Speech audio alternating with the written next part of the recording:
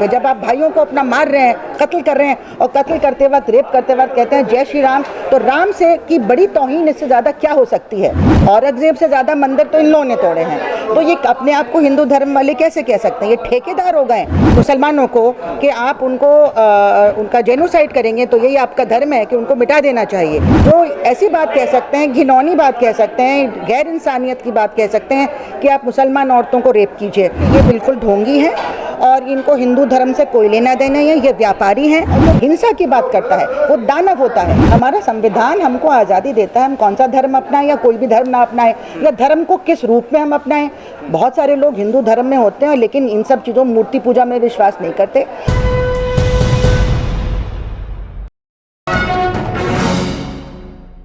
अनेकों ऐसे लोग हैं कि जो इस वक्त जेलों में बंद हैं। किसी पर यूएपीए के तहत कार्रवाई हो रही है तो किसी को ऐसे केसेस में फंसाया गया और ऐसे केसेस में उनको अंदर डाला गया कि जिनसे बाहर निकलना एक लंबे समय के लिए माना जाता है कि बहुत मुश्किल होता है, जिसमें उमर खालिद हो, खालिद सैफ़ी हो, मीरान हैदर हो, गुलफिशा हो, या इनके अलावा और तमाम वो पॉलिटिकल प्रिजनर्स कि जो इस वक्त जेलों में बंद हैं, उनकी रिहाई की मांग हो रही है। और एक बड़ी मीटिंग दिल्ली के प्रेस क्लब में की गई है। मेरे साथ इस वक्त नंदिता नारायण जी मौजूद हैं। आपसे पहले ये जानना चाहता हूँ कि इस लड़ाई को कैसे लेके आप लोग आगे बढ़ रहे हैं। और आप लोग कह रहे हैं कि कोई जुर्म, कोई ख़ता उनका नहीं है कि जिनको जेलों में डाला गया है, लेकिन सरकार की तरफ से कहा जाता है और प्रशासन की तरफ से कि उन्होंने देश तोड़ने की साजिशें की, उन्होंने देश को तोड़ने के लिए कदम बढ़ाए।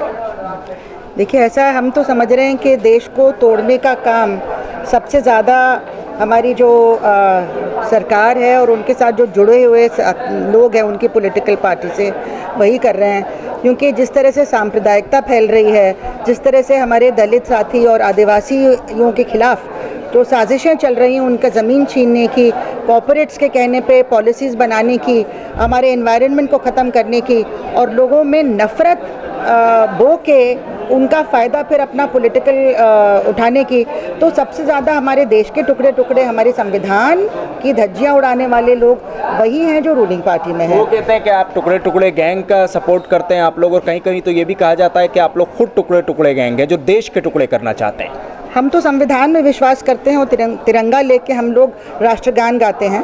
तो आप किस बिना पे कह रहे हैं कि हम टुकड़े टुकड़े करना चाहते हैं? हम जोड़ना चाहते हैं। जितना भी आपने लोगों को दिलों में जो नफ़रत डाली है और हिंसा डाली है, उसको मिटाने की हम कोशिश कर रहे हैं, लोगों को साथ जोड़ने की कोशिश हम कर रहे हैं। प्यार की बात, मोहब्बत की बात, भाईचारे की बात टुकड़े करने वाली बात नहीं होती है।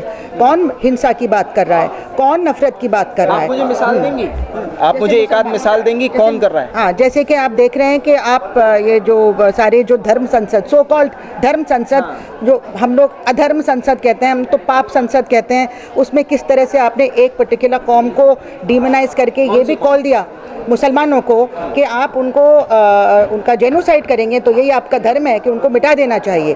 तो ये जो बातें हैं ये तो हमारे टुकड़े टुकड़े वाली बातें हो रही है ना। और दूसरा कि जो लोग अपने आप को रिलीजियस हेड मानते हैं, सियर कहते हैं उनको, और मैं तो कतई नहीं मानती हूँ कि ये रिलीजियस लोग हैं जो ऐसी बात कह सकते हैं, घिनौनी बात कह सकते हैं, गैर इंसानियत की बात कह सकते हैं कि आप मुसलमान औरतों को रेप कीजिए।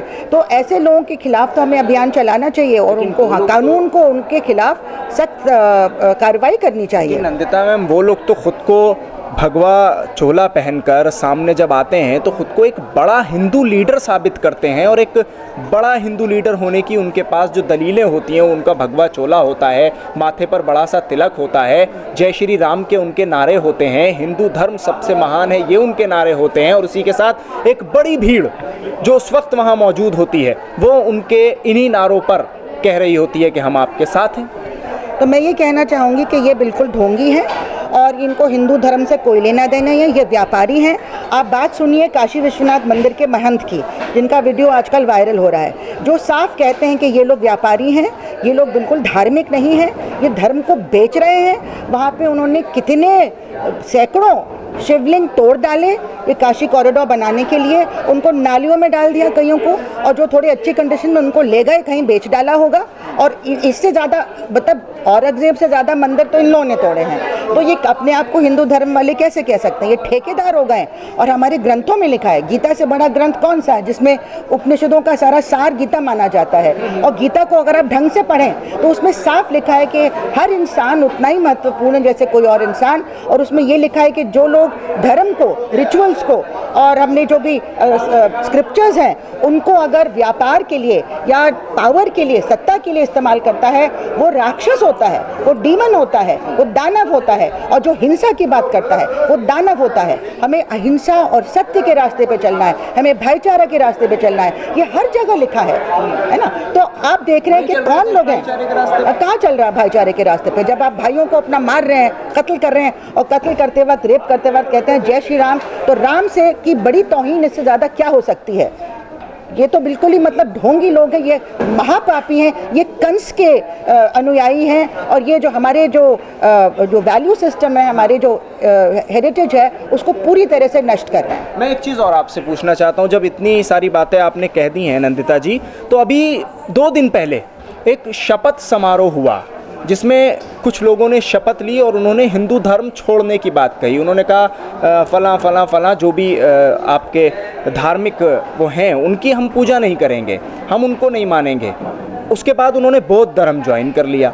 तो ये क्या धर्म छोड़ने का क्यों वो चला, एक नई वो आ गई है सामने साहब? देखिए ऐसा है, अगर आपके धर्म की जो प्रैक्टिस है उसके अंदर इस तरह के ठेकेदार आ जाएंगे कि आप अगर जैसे कास्ट सिस्टम हमारी बहुत ही ज़्यादा घिनौनी, मतलब मैं मानती हूँ कि हमारे हिंदुस्तान की साइकी पे, हमारी आत्मा पे एक शाप है वो, जो हमको गैर बराबरी सिखाता है, कूट कूट के हमारे अंदर भरता है। तो अगर जो लोग इससे प्रताड़ित हैं, जो हमारे 90% जो लोग अगर इससे प्रताड़ित हैं और अगर वो छोड़ना चाहेंगे तो उसमें उनको कौन रोक सकता है? हमारा संविधान हमको आज़ादी देता है, हम कौन सा धर्म अपनाएं या कोई भी धर्म ना अपनाएं, या धर्म को किस रूप में हम अपनाएं।